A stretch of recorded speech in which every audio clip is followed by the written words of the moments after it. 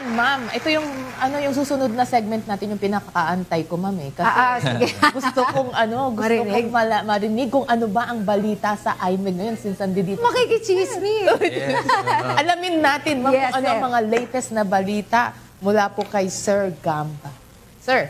Yes, dahil mula po naman sa opisina ng taga-usig ng mga tiwaling pulis, masaya po naming ibabahagi ang isang malaking accomplishment ng PNP IMEG. Natamo ng PNP IMEG ang PGS Gold Eagle Award, Wow. Initiation at Compliance Stage. Isang hakbang tungo sa mas malaking transparency at accountability. Nito lamang Agosto 13, 2025. Yes, ginawaran po ang IMEG ng Gold Eagle Award. Wow, pinakamataas yun. Sir, Pinakamataas na award. Yes. So, itong ang mga opisyal na ginawaran, kasama ang nakamit nitong sa compliance stage. Yeah. Ito ay sa ilalim ng performance governance system.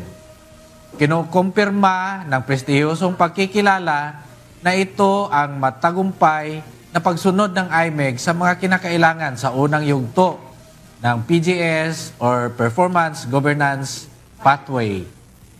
Ang nasabing awarding ay ginanap kasabay ang ika-13 anibersaryo ng pagkakatatag ng Center for Police Strategy Management.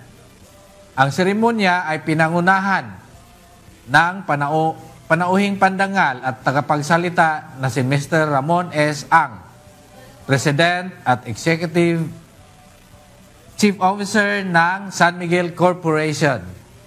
Ang PGS Gold Eagle Award, plaque at certificate para sa IMEG ay tinanggap ng aming Direktor na si Police Brigadier General Bonard de Briton, Police Brigadier General Warren F. De Leon, retired na dating Direktor ng IMEG at isa sa mga resident host ng Direktang Sumbungan ng Bayan. Kasama din ang IMEG Command Group, pati na din ang mga membro ng IMEG Advisory Group.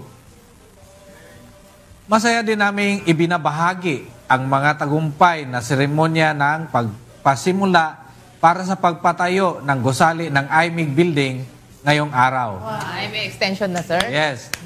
Ang 3 palapag na pasilidad na ito na may covered roof deck na sumasaklaw sa 1,140 square meters ay inidisenyo upang suportahan ang mga pangangailangan ng aming unit. Maglalaman ito ng mahalagang espasyo tulad ng mga opisina para sa pamunuan at tauhan ng IMEG. Isang conference room, isang tanggapan para sa mga kababayan natin na nais magreklamo o walk-in complainants, at isang multi-purpose hall.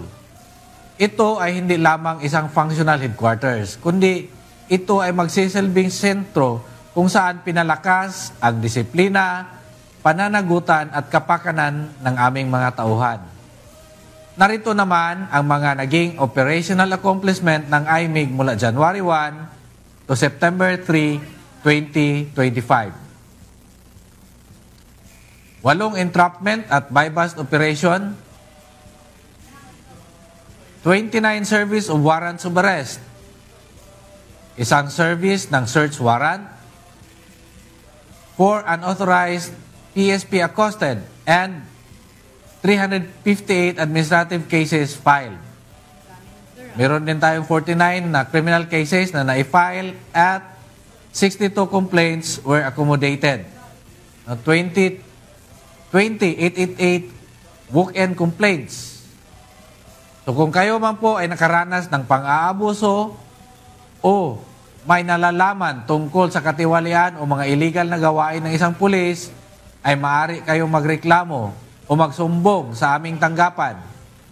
Huwag po kayong mag-atubiling tumawag sa mga numerong naka-flash sa screen.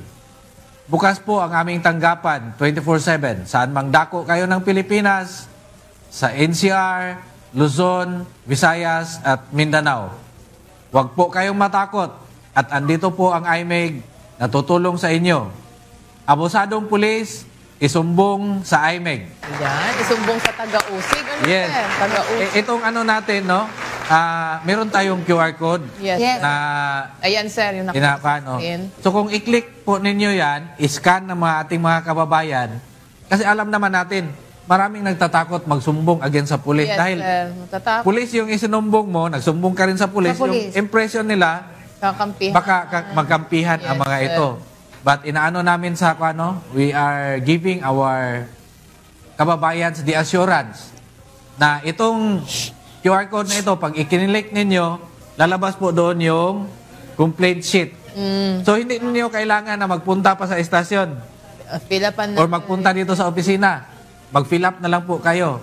But ang inaano natin na anonymous, pwede siya magiging anonymous Yes, complaint. opo. At- Hindi na kailangan na isulat pa nila yung pangalan nila doon. nila, Optional lang siya. Yes, sir.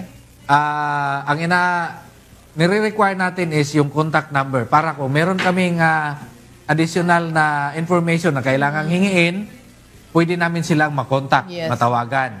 At para makasiguro din tayo na ito ay hindi lang mga panggulo, no? Dahil marami din ang minsan mga tawag na Prank lang, sir. hindi naman Oo. siya talaga nagpupursige Yes, na magreklamo sa mga pulis.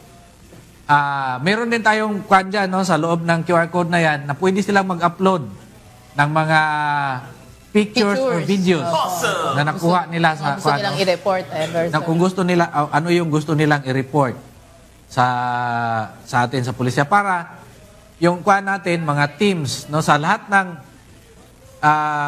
regions, meron tayong mga tinatawag na mga teams. Yes, sir. So sila yung magbabalidate sa mga sumbong na natatanggap natin. So kung meron tayong 5-minute police response sa 911, dito naman sa atin ay we are trying to at least within 72 hours magkaroon tayo ng validation sa mga report. Opo, sa mga Yes. yung Kung ano yung mga sumbong na kwan nila. Meron din tayong mga hotline numbers sa Na pinost. headquarters.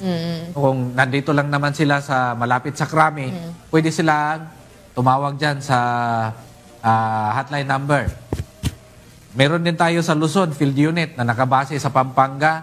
Meron din tayo sa Visayas Field Unit na nakabase sa ang chief nila ay nasa Region 6, yung deputy nasa Cebu. So pwede nilang tawagan, pwedeng bisitahan. At sir, kung sakaling sa 911 naman nila yan itawag, agad na pupuntahan. Sa 911 naman, ang kuan natin kasi doon, yung police response, no, kung kuan, may kailangan silang respondihan, no, police response.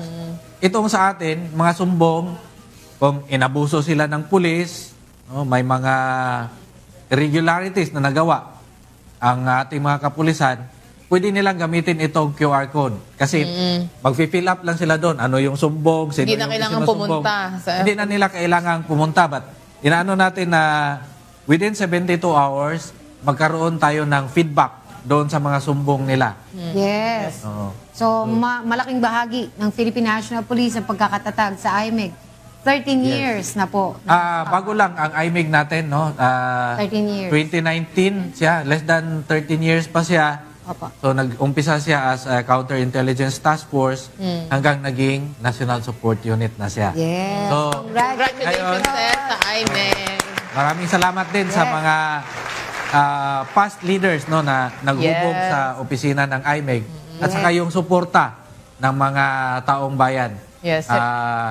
Lahat po ng mga sumbong ninyo, tinitingnan po natin yan para makuha natin, maaksyonan kaagad. Yes. Congratulations. Congratulations. Ayan,